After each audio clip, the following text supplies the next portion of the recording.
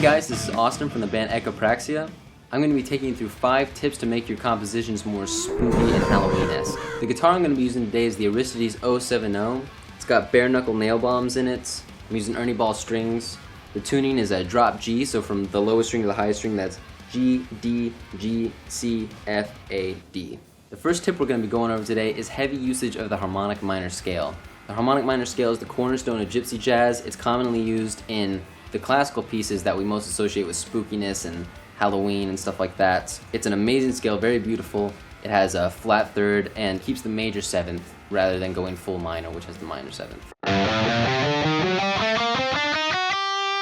The harmonic minor scale has been pretty commonly used in metal for leads and solos and things like that. It's less commonly used for complex, more proggy, technical, low-end riffs though, and that's has been my goal, is to use it a lot on the low end, not be afraid to make a lot of like really notey riffs that contain lots of stuff like that. You're gonna hear it in metal all over the place, but not quite as much in progressive metal. Here's some examples of some use of the harmonic minor scale.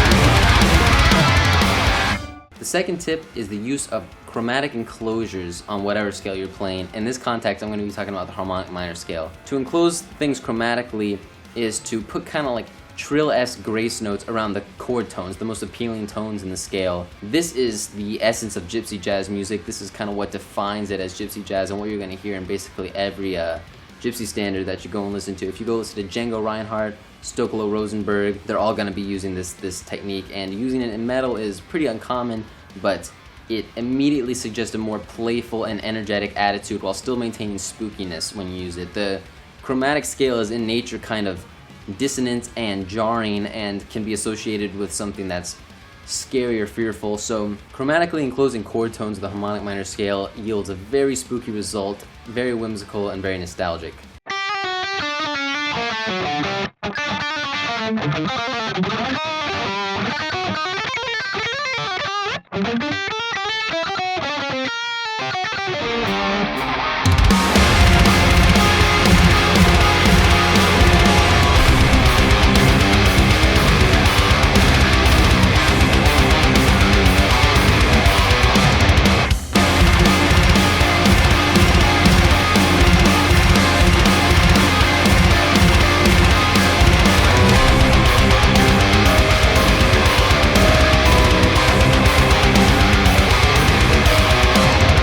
The third tip I'm going to be covering today is the use of thirds in harmony. Using thirds and sixths, which are inverted thirds, is a really good way to achieve dense harmony and a little bit deeper and more emotional content, in my opinion, as compared to harmonizing in fifths with your chords, which is kind of the essence of power chords.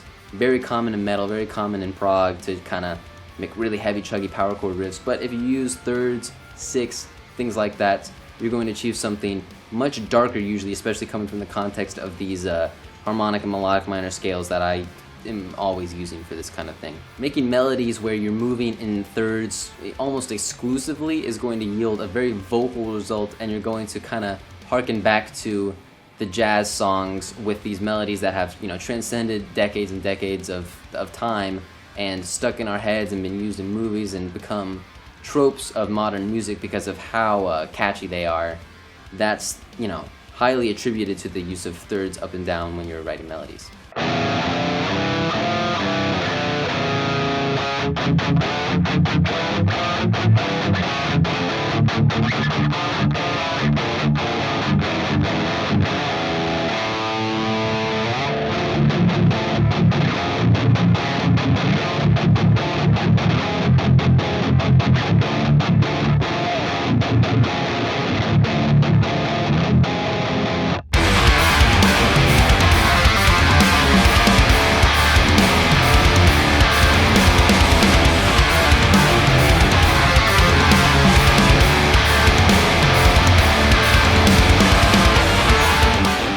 fourth tip I'm going to be covering today is the use of 3/4 time in metal. It's not commonly used in metal. It's used for waltzes, it's used for gypsy jazz, it's used for bebop standards. It's a really amazing time signature. It swings really hard, although it doesn't have the kind of groovy feeling that we associate with 4/4 and syncopated 4/4 and things like that. 3/4 doesn't exactly lend itself to being heavy, but as soon as you use it, you evoke the essence of the Baroque time, the Victorian time. You immediately get these aesthetics going on in your music, and it is highly conducive to the spooky sound that we're talking about, so the Halloween kind of thing.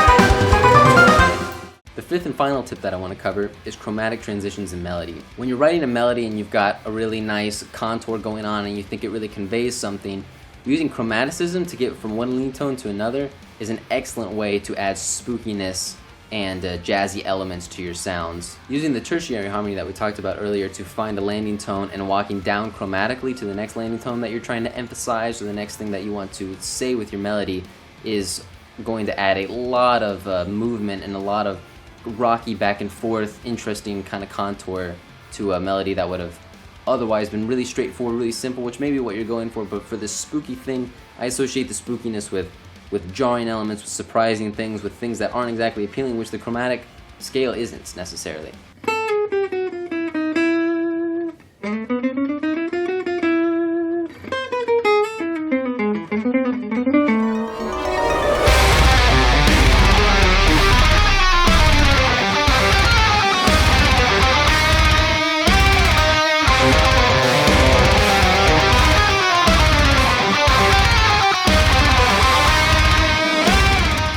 I'm a huge fan of metal, and I'm a huge fan of Halloween. I've always loved the Halloween productions in movies. I've always been a big horror movie fan. Bringing these two things together without compromise and just kind of letting them both be their own thing in the same context, and keeping the low-tuned heavy riffs of progressive metal and keeping these chromatic, jarring, melodic statements from Danny Elfman type compositions is something that I really love doing, and I hope you have a better perspective on how to do that yourself with these tips.